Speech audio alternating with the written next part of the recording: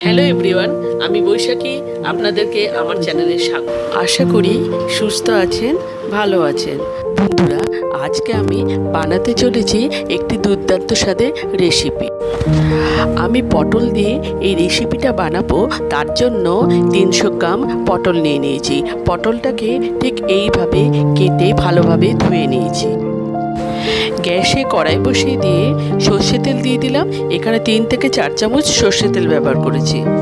তেলটা গরম হয়ে গেলে পটলটাকে হলুদ আর নুন ভালোভাবে মেখে তেলে ছেড়ে দিলাম। এরপর 5 থেকে 7 মিনিটের জন্য ঢাকা চাপা দিয়ে দিলাম। পটলটা আমার ভাজা হয়ে গেছে, এর থেকে বেশি ভাজার দরকার নেই।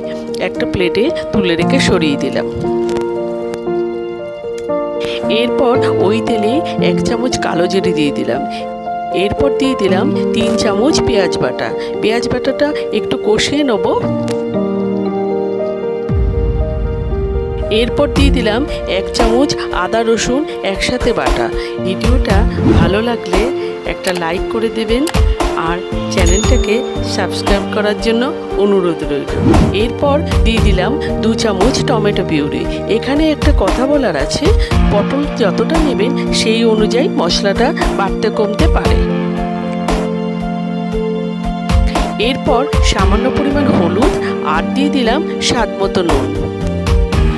নুন এখানে অল্পই দিলাম, কারণ পটল ভাজার সময় আমি নুন দিয়েছিলাম। আর দিয়ে দিলাম 1 চামচ লঙ্কা গুঁড়ো।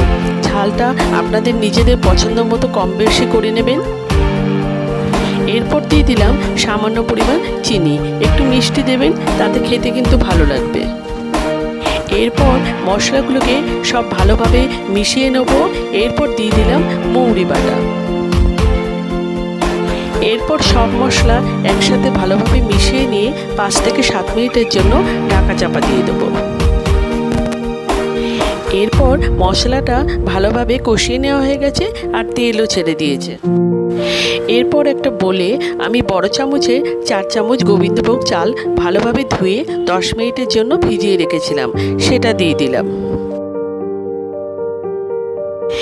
এরপর একটা বাটিতে অল্প জল নিয়ে দিয়ে দিলাম। আবারও 5 মিনিটের জন্য আমি ঢাকা চাপা দিয়ে দেবো। এরপর দেখুন পুরো শুকনো শুকনো হয়ে গেছে। এরপর যে পটলটাকে আমি ভেজে রেখেছিলাম সেই পটল ভাজাটাকে দিয়ে দিলাম। পটলটা ভালোভাবে মিশিয়ে নেব। এরপর আরও 2 মিনিটের জন্য আমি ঢাকা চাপা দিয়ে দিলাম। বন্ধুরা, পটলের এই রেসিপিটা মাখা মাখা হবে আর এটা খেতেও কিন্তু দুর্দান্ত হয়। আমার তো মনে হয় পটলের এই রেসিপিটা থাকলে পুরো ভাতই খাওয়া হয়ে যাবে। এরপর রান্নাটা আমার রেডি হয়ে গেছে, এবার সার্ভ করে নিলাম। আপনারা যারা আমার ভিডিওটা যে যেখান থেকে দেখছেন তাদের পাশে থাকার অনুরোধ রইল। Till then, take care, bye by.